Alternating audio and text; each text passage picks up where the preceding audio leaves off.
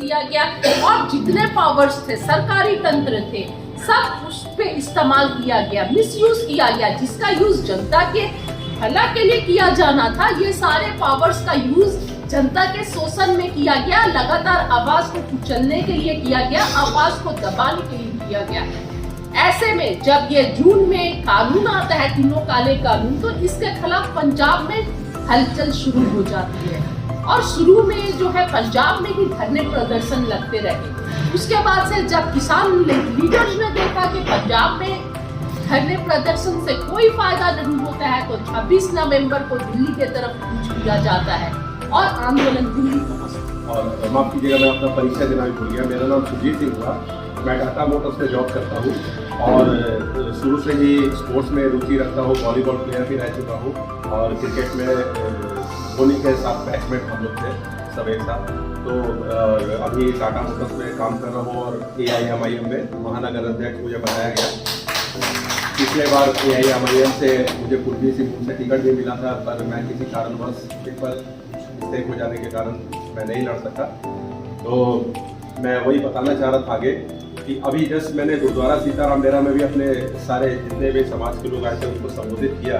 कहने का मतलब है कि आज जो मॉब लिंचिंग का जो रिवाज चल गया है, रिवाज ही मैं बोलूँगा, ये जो चल गया, दस्तूर चल गया है, इसे बंद कराना बहुत ज़रूरी है। जो कि अभी हमारे मौजूदा झारखंड की सरकार ने इस पे रोक लगाने के लिए कुछ शायद नियम कानून बनाए हैं, तो अच्छी बात है, पर इस पे अमल भी होना चाहिए। मैं आपको बताना चाहूँगा, अभी कल भी मेरे दोस्त सिख साथी जो मेरे साथ हमेशा रहते हैं उनसे बात हो रही थी। Sakshi APCR association for production of civil rights है, जो कि एक ऑर्गेनाइजेशन है जो पूरे इंडिया में काम करती है। APCR आज जो मना रही है वो इंटरनेशनल ह्यूमन डे मना रही है। इंटरनेशनल ह्यूमन डे जैसा कि मानव का हनन होना या इस तरह का कोई भी कार्यक्रम जो भी मतलब जो इंसानियत के अगेंस्ट में होता है, उससे रिलेटेड जो भी मामला आता है, उसी से रिलेटेड आज ये प्रोग्राम किया गया है ताकि लोगों को आज ह्यूमन राइट्स से रिलेटेड जानकारी हो सके।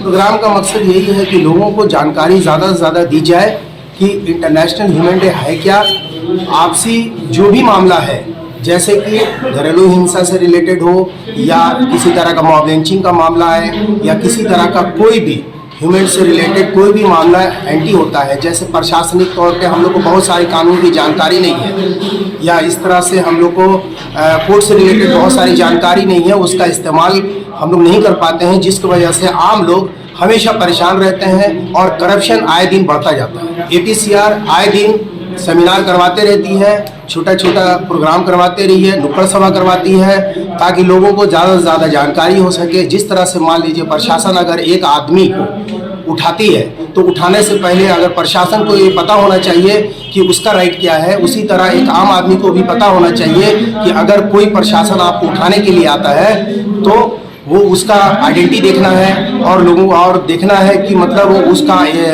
उसके लिए किसी तरह का कोई वारंट है कि नहीं या किसी तरह का कोई कंप्लेन है कि नहीं। इस तरह से उसका आइडेंटिटी देखते हुए और आस पड़ोस पास पड़ोस ये लोगों को भी जानकारी होनी चाहिए प्रशासन से रिलेटेड, और यही जानकारी हम लोग नुक्कड़ सभा और सेमिनार में हर कस्बे में जाके देते हैं। तो बेसिकली आप कह सकते हैं कि APCR जस्ट एक अवेयरनेस ऑर्गेनाइजेशन है जो लोगों को अवेयर करती है, इसके अलावा भी कुछ काम? इसके अलावा ऑर्गेनाइजेशन हम लोग जैसे कि वो शोभा कांड का मामला हुआ या मॉब लिंचिंग का बहुत सारा मामला आपके सामने आ रहा है, तो ये इस तरह का चाहे वो हिंदू का मामला हो, मुस्लिम का मामला हो, क्रिश्चियन का मामला हो, जात पात भेदभाव कुछ नहीं रखते हुए APCR की टीम उस जगह पे जाती है और सही चीज़ का पता करती है, और अगर सही चीज़ का जैसी जानकारी मिलता है और अगर जेन्युइन रहा और कोई गरीब मामला रहा, जैसा ऐसा मामला जो कि मतलब है कि उसके खिलाफ में जा रहा है, तो हम लोग उसकी सपोर्ट करते हैं और जहां तक हो सके कानूनी मदद करते हैं। अभी हालिया 31 दिसंबर का एक इंसिडेंट सामने आया था कि कुछ नौजवानों को